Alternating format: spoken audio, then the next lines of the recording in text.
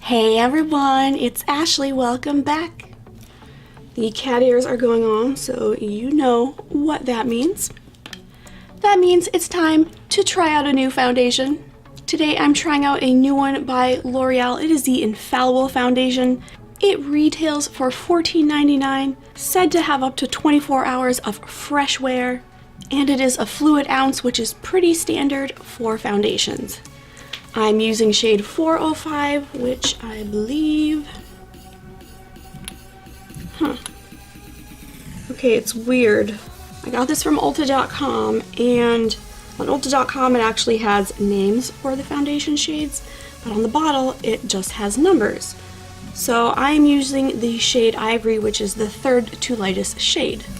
So this foundation comes in 30 shades, which is pretty good. However, when you look at all the swatches, like 2/3 of them are fair to medium coverage, and there's not very much like medium to deep tones.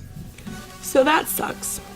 So a little bit about this foundation is said it is waterproof, transfer resistant, and sweat resistant. I'll believe that when I see it.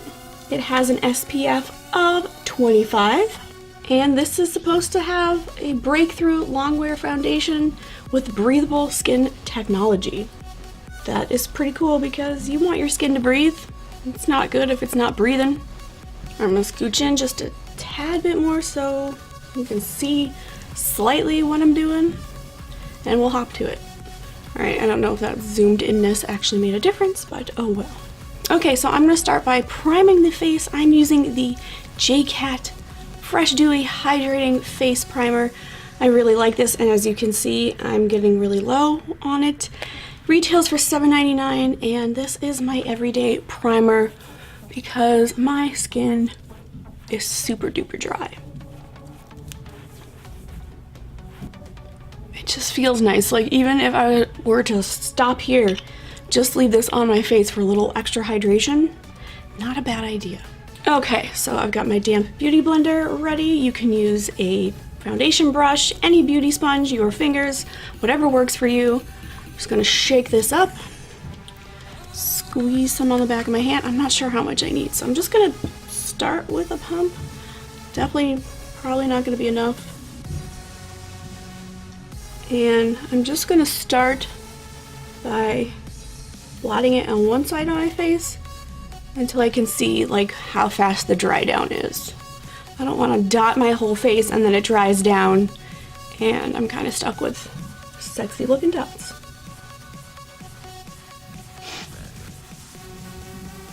Okay, that went on very smoothly. Definitely feels hydrating. It says it's buildable, and that's what I'm doing. That is super duper nice looking, especially compared one side to the other. It just looks really nice and hydrated. So I will do the rest of my face, and I need another pump. This is a very runny foundation, just FYI, it is not thick, so just be careful with it.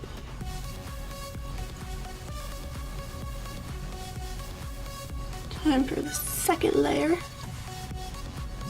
which if you like light coverage, I would say maybe light to medium. It's definitely not light coverage. You can just stop at one layer. Okay, so for me doing 2 layers, I probably have half a pump still left on my hand, so I need like a pump and a half, which is pretty darn good for, I would say, medium to full coverage. More on the full side. All right. Let me move this camera down a little bit.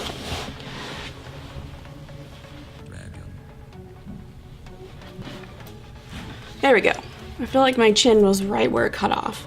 So now I am going to see how concealer wears on top of it. So I'm using my Jouer Essentials High Coverage Liquid Concealer. This is my new everyday concealer. It does have a matte finish, which usually I am not about, but I just really like the finish it gives and just how it brightens my under eyes and it keeps them hydrated throughout the day. And then before that starts to settle in my lines, I'm taking my Mercier Translucent Loose Setting Powder and just setting the concealer. Dust away that extra setting powder. So now that I have sort of my base all on, I'm sort of a neutral canvas just waiting to be painted on. I am liking this foundation. Let's see. It almost looks like it could go south because my skin just sucks and is so dry. Looks like it could start becoming dry. Hopefully that won't happen. This is a nice natural finish. Okay, so I'm just gonna speed up doing my contour, my bronzer, my blush, a little bit of highlighter, just to see how everything else builds on top of it. So far with the concealer, nothing tugged or bunched, but now that I'm gonna start using powder products, I wanna see how this performs. So let's find out.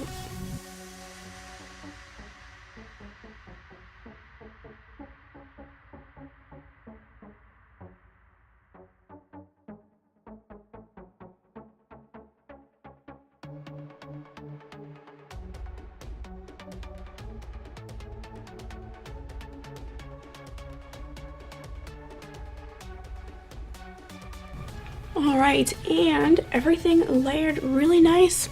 Once again, nothing pulled, tugged, anything like that. Let's get my hair down now. So as always, I don't think this would be a fair review unless I give it a couple hours of wear test. So I will wear it for a while, or unless something goes south, and then that'll be the end of that, and I will let you know. So I will talk to you guys in a couple hours and give you my final review and my final thoughts. Okay, so it's only been about 2 hours, and that's not a good sign if I'm doing a check-in after 2 hours. So it's not terrible, but I'm having a whole lot of dryness. And this foundation is making my pores seem very enlarged. I think that maybe for someone like me with dry skin, mix it with a drop of oil, any type of serum or primer oil, and it might be better. I will definitely try that. But right now, first impressions is this coverage looks great. From far away, I really like how my face looks. But this is definitely not for dry skin. It's supposed to be a hydrating, fresh wear foundation. There's definitely a curve for those of us that are dehydrated as heck. So if you have oily skin, this is a good foundation for you. Alright, that's it for this video. I hope you enjoyed it. Now go have yourself an awesome day.